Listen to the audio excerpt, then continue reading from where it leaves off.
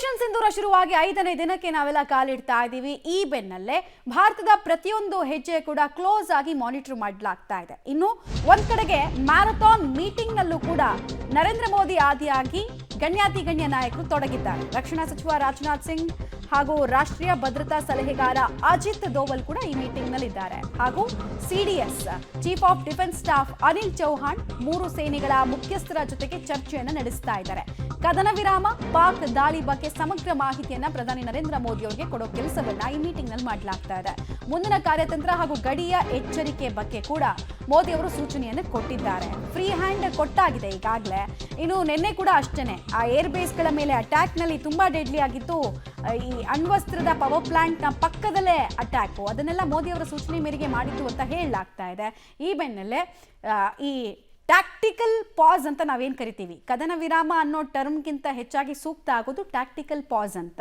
48 ಗಂಟೆಗಳ tactical pass ನಾಳೆ DGMO meeting ಆಗೋ ತನಕ. ಸೊ ಈ ಬೆನ್ನಲ್ಲೇ ಭಾರತದ ಹೆಜ್ಜೆಗಳು ಹೇಗಿರಬೇಕು ಮತ್ತು ಅವರು ಕದನ ವಿರಾಮವನ್ನು ಉಲ್ಲಂಘನೆ ಮಾಡಿದಂತಹ ರೀತಿಯಲ್ಲಿ 4 ರಾಜ್ಯದ ಗಡಿಗಳಲ್ಲಿ ಕದನ ವಿರಾಮ ಉಲ್ಲಂಘನೆ ಆಯಿತು ಅಂತ ಹೇಳ್ತಾ ಇದ್ದಾರಲ್ಲ, ಅಲ್ಲೆಲ್ಲ ಪ್ರಿಕಾಷನರಿ ಮೆಷರ್ಸ್ ಹೆಂಗೆ ತಗೊಂಡಿದ್ದಾರೆ ಅಂತ ಬ್ರೀಫಿಂಗ್ ಆಗ್ತಾ ಇದೆ. ಮತ್ತು ಯಾವಾಗಲೂ ಅಷ್ಟೇ ಇಂಥ ಮೀಟಿಂಗ್ನಲ್ಲಿ ಈ ಸೇನಾ ಮುಖ್ಯಸ್ಥರನ್ನ ಕರೆಸ್ಕೊಳ್ಳೋದ್ರ ಉದ್ದೇಶ ಸೇನೆ ಇರ್ಬೋದು, ಆರ್ಮಿ ಇರ್ಬೋದು, ಅಥವಾ ವಾಯುಸೇನೆ ಇರ್ಬೋದು, ಅಥವಾ ನೇವಿ ಇರ್ಬೋದು, ಅವ್ರದ್ದು ರಿಕ್ವೈರ್ಮೆಂಟ್ಸ್ ಕೆಲವು ಇರುತ್ತೆ.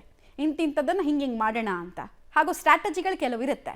ಅದನ್ನು ಸರ್ಕಾರದ ಗಮನಕ್ಕೆ ತರೋ ಕೆಲಸವನ್ನು ಕೂಡ ಮಾಡಲಾಗತ್ತೆ, ಅದರ ಒಪಿನಿಯನನ್ನು ಪಡ್ಕೊಳ್ಳಲಾಗತ್ತೆ. ಸೊ ಈ ಮೀಟಿಂಗ್ ತುಂಬ ಮಹತ್ವವನ್ನು ಪಡೆದುಕೊಳ್ತಾ ಇದೆ. ಒಂದು ಕಡೆಗೆ ಪಾಕಿಸ್ತಾನ ಸರ್ಕಾರನೇ ಕೇಳ್ಕೊಂಡಿತ್ತು ಕದನ ವಿರಾಮಕ್ಕೆ, ಬಟ್ ಅವರೇ ಉಲ್ಲಂಘನೆ ಮಾಡಿದ್ದನ್ನು ಕೂಡ ನಾವು ನೋಡಿದ್ವಿ. ಸೊ ಇದನ್ನೆಲ್ಲ ಕ್ಲೋಸ್ ಆಗಿ ಮಾನಿಟರ್ ಮಾಡ್ತಾ ಇರುವಂತಹ ಭಾರತ ಮತ್ತೊಮ್ಮೆ ತನ್ನ ಪವರ್ ಪ್ರಾಜೆಕ್ಟನ್ನು ಹೆಂಗೆ ನೋಡುತ್ತೆ, ಹೆಂಗೆ ಮಾಡಿಸುತ್ತೆ ಜಗತ್ತಿಗೆ ಅನ್ನೋದು ಪ್ರಮುಖ ಪ್ರಶ್ನೆ ಆಗ್ತಾ ಇದೆ.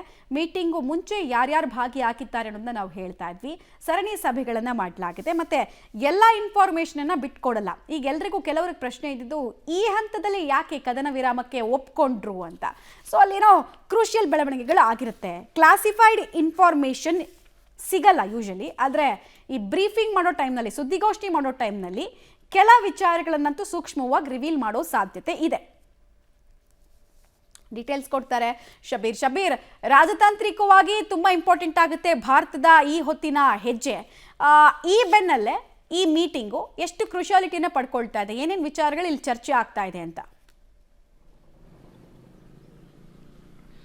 ಮಮತಾ ನೋಡಿ, ಇವತ್ತು ಪ್ರಧಾನಿ ನರೇಂದ್ರ ಮೋದಿ ಅವರ ನೇತೃತ್ವದಲ್ಲಿ ಸಭೆ ನಡೀತಾ ಇರುವಂಥದ್ದು.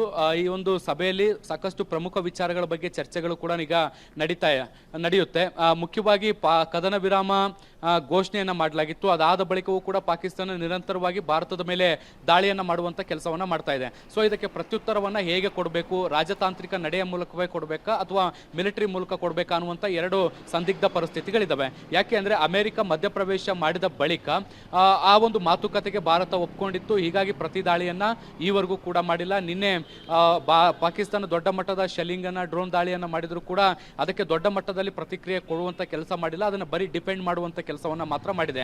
ಯಾಕೆ ಅಂದ್ರೆ ತಾನು ತನ್ನ ಮಾತಿಗೆ ಬದ್ಧವಾಗಿರಬೇಕು ಅನ್ನೋ ಕಾರಣಕ್ಕೆ ಈ ಒಂದು ನಡೆಯನ್ನ ಭಾರತ ಅನುಸರಿಸ್ತಾ ಇರುವಂತದ್ದು. ಸೊ ಈಗ ಮುಂದಿನ ಹಂತಗಳಲ್ಲಿ ಇದೇ ರೀತಿಯಾದಂತಹ ವರ್ತನೆ ಮುಂದುವರೆದ್ರೆ ಭಾರತದ ನಡೆ ಹೇಗಿರಬೇಕು ಅನ್ನೋದಕ್ಕೆ ಸಂಬಂಧಪಟ್ಟಂತೆ ಒಂದಿಷ್ಟು ಸ್ಪಷ್ಟ ನಿರ್ಧಾರಗಳನ್ನು ತೆಗೆದುಕೊಳ್ಳುವಂತ ಸಾಧ್ಯತೆಗಳಿದಾವೆ. ಇದ್ರ ಜೊತೆಗೆ ಅಂತಾರಾಷ್ಟ್ರೀಯ ಮಟ್ಟದಲ್ಲಿ ಪಾಕ್ ವರ್ತನೆ ಹೇಗಿದೆ ಅನ್ನುವಂಥದ್ದನ್ನು ಕೂಡ ಮನವರಿಕೆ ಮಾಡಿಕೊಡುವಂತ ನಿಟ್ಟಿನಲ್ಲಿ ಒಂದಿಷ್ಟು ಚರ್ಚೆಗಳು ಆಗಬಹುದು, ಕೆಲವೊಂದಿಷ್ಟು ಏನು ಸಮಾಲೋಚನೆಗಳು ಕೂಡ ಆಗಬಹುದು. ಯಾಕೆ ಅಂದ್ರೆ ಈಗ ಅಮೆರಿಕ ಮಧ್ಯಪ್ರವೇಶ ಮಾಡಿ ಕದನ ವಿರಾಮ ಘೋಷಣೆ ಮಾಡಿದ ಬಳಿಕವೂ ಕೂಡ ಈಗ ಪಾಕಿಸ್ತಾನ ಯಾವ ರೀತಿಯಾಗಿ ಬಿಹೇವ್ ಮಾಡ್ತಾ ಇದೆ, ಈ ಹಿಂದೆ ಭಯೋತ್ಪಾದಕರನ್ನ ಮುಂದಿಟ್ಕೊಂಡು ಭಾರತದ ಮೇಲೆ ಹೇಗೆ ದಾಳಿಯನ್ನ ಮಾಡಿತ್ತು, ಭಯೋತ್ಪಾದಕರ ವಿರುದ್ಧ ಕ್ರಮಗಳನ್ನ ತೆಗೆದುಕೊಳ್ಬೇಕಾದಂತ ಸಂದರ್ಭದಲ್ಲಿ ಭಾರತದ ಮೇಲೆ ಹೇಗೆ ದಾಳಿಯನ್ನ ಮಾಡಿತು, ಮತ್ತೆ ಅದನ್ನ ನಾವು ಹೇಗೆ ಕೌಂಟರ್ ಮಾಡಿದ್ವಿ. ಸೊ ಮಧ್ಯಪ್ರವೇಶ ಮಾಡಿ ಮಾತುಕತೆಗೆ ಸಂಧಾನ ಮಾತುಕತೆ ಒಪ್ಕೊಂಡ ಮೇಲೂ ಕೂಡ ಪಾಕಿಸ್ತಾನ ತನ್ನ ವರ್ತನೆಯನ್ನ ಹೇಗೆ ಮಾಡ್ತಾ ಇದೆ ಅನ್ನುವಂಥದ್ದನ್ನ ಜಾಗತಿಕ ಮಟ್ಟದಲ್ಲೂ ಕೂಡ ನಾವು ಮುಂದಿನ ಹಂತದಲ್ಲಿ ಮನವರಿಕೆಯನ್ನ ಮಾಡಿಕೊಡ್ಬೇಕಾಗತ್ತೆ.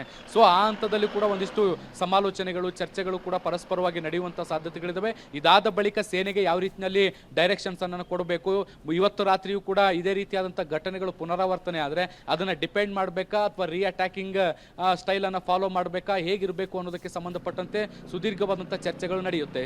ಮಮತಾ ರೈಟ್, ಹಾಗೆ ಸಂಪರ್ಕದಲ್ಲಿ ಶಬೀರ್ ವಾಪಸ್ ಬಂದೆ. ಸೊ ನೋಡ್ತಾ ಇದ್ರಿ ಸುದೀರ್ಘವಾದಂತಹ ಚರ್ಚೆಯ ಪ್ರಮುಖ ಅಂಶಗಳು ಏನಾಗಿರಬಹುದು ಅಂತ. ಬಾರಾಮುಲ್ಲಾ ಸೌತ್ ಕಾಶ್ಮೀರ್ನ ಭಾಗ ಇದು. ಬಾರಾಮುಲ್ಲಾದಲ್ಲಿ ಪಬ್ಲಿಕ್ ಟಿವಿಯ ಗ್ರೌಂಡ್ ರಿಪೋರ್ಟ್ ಏನ್ ಹೇಳುತ್ತೆ ಹಾಗಾದ್ರೆ? ನಿರಂತರವಾಗಿ ನಿಮಗೆ ಗೊತ್ತಿರಬಹುದು, ಈ ಆಪರೇಷನ್ ಸಿಂಧೂರಕ್ಕಿಂತ ಮುಂಚೆ ಪಹಲ್ಗಾಮ್ ಅಟ್ಯಾಕ್ ನಿಂದ ಕೂಡ ನಮ್ಮ ಟೀಮ್ ಅಲ್ಲೇ ಇದೆ. ರಿಸ್ಕಿ ಪ್ರದೇಶ, ಪಿಒಕೆಗೆ ಹೊಂದಿಕೊಂಡಂತೆ ಇರುವಂತಹ ಬಾರಾಮುಲ್ಲಾದಲ್ಲಿ ಗ್ರೌಂಡ್ ರಿಪೋರ್ಟ್, ಅಲ್ಲಿನ ಜನ ಏನ್ ಹೇಳ್ತಾರೆ ಮತ್ತು ಈ ಶೆಲ್ಲಿಂಗ್, ಬಾಂಬ್ ದಾಳಿ, ಡ್ರೋನ್ ಅಟ್ಯಾಕ್ ಇದರ ತೀವ್ರತೆಯನ್ನ ಈ ಬಾರಾಮುಲ್ಲಾ ಬಹಳ ಹತ್ತಿರದಿಂದಲೇ ನೋಡಿದೆ. ಸೊ ಅಲ್ಲಿ ನಾವು ರಿಪೋರ್ಟ್ ಮಾಡಿದಾಗ ನಮಗೆ ಸಿಕ್ಕಿದ್ದೇನು ಡೀಟೇಲ್ಸ್ ಕೊಡ್ತಾ ಹೋಗ್ತೀವಿ. ಡೀಟೇಲ್ಸ್ ಕೊಡ್ತಾರೆ ಶಬೀರ್, ನೇರವಾಗಿ ಬಾರಾಮುಲ್ಲಾದಿಂದಲೇ ಸಂಪರ್ಕಕ್ಕೆ ಸಿಗ್ತಾ ಇದ್ದಾರೆ. ಶಬೀರ್, ಸೌತ್ ಕಾಶ್ಮೀರದ ಬಾರಾಮುಲ್ಲಾ ಅಂತ ಹೇಳಿದ್ರೆ ಅದು ಉಗ್ರರಿಗೆ ಸ್ವರ್ಗ ಇದ್ದಂಗೆ, ವಿಪರೀತ ರಿಸ್ಕಿ ಏರಿಯಾ. ಮತ್ತೆ ಇಷ್ಟೂ ದಿನದ ಈ 5 ದಿನಗಳಲ್ಲಿ ಅತಿ ಹೆಚ್ಚು ತೀವ್ರತೆಯನ್ನು ಎದುರಿಸಿರುವಂತಹ ಜಿಲ್ಲೆಗಳ ಪೈಕಿ ಬಾರಾಮುಲ್ಲಾ ಒಂದು. ಸೊ ಅಲ್ಲಿನ ಗ್ರೌಂಡ್ ರಿಯಾಲಿಟಿ ಏನು ಹೇಳುತ್ತೆ, ಜನ ಹೇಗಿದ್ದಾರೆ, ತೀವ್ರತರವಾದಂತಹ ಅಟ್ಯಾಕ್ಗಳನ್ನು ನೋಡಿದಂತಹ ಜನರನ್ನ ಶಿಫ್ಟ್ ಮಾಡೋ ಕೆಲಸ, ಸೆಕ್ಯೂರಿಟಿ ಎಲ್ಲದರ ಬಗ್ಗೆ ಮಾಹಿತಿ ಕೊಡೋದಾದ್ರೆ? ಮಮತಾ, ಹೌದು, ಸೌತ್ ಕಾಶ್ಮೀರದಲ್ಲಿ ಮುಖ್ಯವಾಗಿ ಬಾರಾಮುಲ್ಲಾ, ಉರಿ ಸೆಕ್ಟರ್ಗಳಿದ್ದಾವೆ. ಈ ಎರಡೂ ಪ್ರದೇಶಗಳು ಅತಿ ಹೆಚ್ಚು ದಾಳಿಗೆ ಒಳಗಾಗಿರುವಂಥದ್ದು ಒಂದು ಕಡೆ, ಮತ್ತೊಂದು ಕಡೆ ಬಾರಾಮುಲ್ಲಾ ವಿಶೇಷವಾಗಿ ಭಯೋತ್ಪಾದಕ ಚಟುವಟಿಕೆಗಳು ಕೂಡ ಹೆಚ್ಚು ನಡೆಯುವಂಥದ್ದನ್ನು ಕೂಡ ನಾವಿಲ್ಲಿ ಗಮನಿಸಿದ್ದೀವಿ. ಅನಂತಪುರ ಆಗಿರ್ಬೋದು, ಅನಂತ್ನಾಗ್ ಆಗಿರ್ಬೋದು, ಅಥವಾ ಬಾರಾಮುಲ್ಲಾ ಆಗಿರ್ಬೋದು, ಇವೆಲ್ಲವೂ ಕೂಡ ಉಗ್ರರು ಸ್ಲೀಪರ್ ಸೆಲ್ಗಳ ರೀತಿಯಲ್ಲಿ ವರ್ತನೆ ಮಾಡ್ತವೆ. ಬಹಳಷ್ಟು ಜನ ಇಲ್ಲಿ ತಲೆಮರೆಸ್ಕೊಂಡು ಆಶ್ರಯವನ್ನು ಪಡ್ಕೊಳ್ಳುವಂಥ ಕೆಲಸಗಳನ್ನು ಕೂಡ ಮಾಡ್ತಿರ್ತಾರೆ. ಸೊ ಹೀಗಾಗಿ ಆಗಾಗ್ಗೆ ಸಾಕಷ್ಟು ಮಿಲಿಟರಿ ಕಾರ್ಯಾಚರಣೆಗಳು ಬಾರಾಮುಲ್ಲಾ ಜಿಲ್ಲೆಯಲ್ಲಿ ಬೇರೆ ಬೇರೆ ಗುಡ್ಡಗಾಡು ಪ್ರದೇಶಗಳಲ್ಲೂ ಕೂಡ ನಡೀತಾ ಇರುತ್ತೆ. ಮುಖ್ಯವಾಗಿ ಈಗ ಭಾರತ ಮತ್ತು ಪಾಕಿಸ್ತಾನದ ನಡುವೆ ಈ ಒಂದು ಯುದ್ಧದ ಕಾರ್ಮೋಡ ಏನು ಮೂಡಿದೆ.